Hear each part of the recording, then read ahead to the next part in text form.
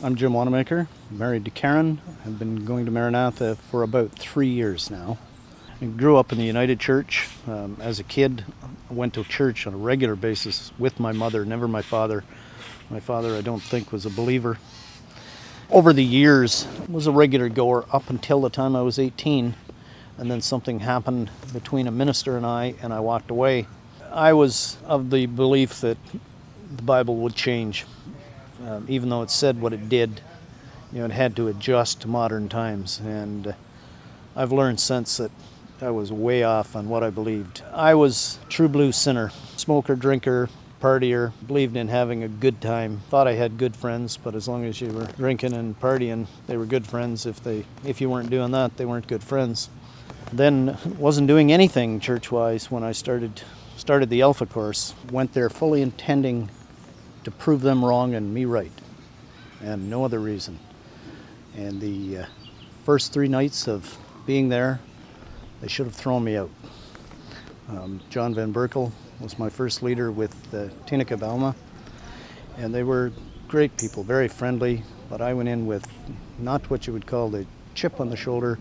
I was carrying the full chunk of wood and daring everybody to knock it off. I belittled John. I called him names. I told him he was an idiot. I told him he was a racist. And he just stayed true through the whole thing. And I guess it was about the 4th week, the end of the 3rd week, it was like a ping in the back of the head. Something woke me up. I started seeing things in a different light. No longer attempted to terrorize anybody. Started opening my ears instead of my mouth, and from that point on it's been a journey. First time that I think there was a change coming was sleeping one night, and there was a loud booming voice telling me that I'm not listening. And I got up and said to Karen, "What am I not listening about?" And she said, "What are you talking about?" I was on my way to a golf tournament in Eastern Ontario with my GM rep, and there was a big silence, and all of a sudden this voice hit me again, "You're not listening." And I said to Janet, "What am I not listening about?" And she said, "What are you talking about? I didn't say anything." And it made me start thinking that maybe I'm not listening to the right things. And I started paying far more attention than I had been. Went back to reading my Bible, something I hadn't done in years and years and years. He's opened me up a lot more. And Darrell Brown once said to me as we were having coffee that he doesn't mind being called a Bible thumper, and we had a big discussion about it. I was still in my attitude mode at the time, and I guess I've become one. And the people at work know it.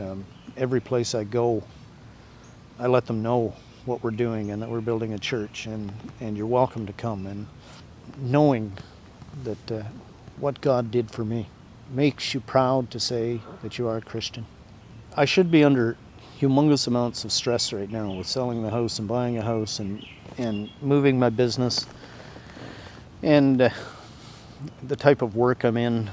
I'm the parts manager at Klutz, and with General Motors being in the turmoil they're in, it's created a great deal of stress, and it doesn't bother me.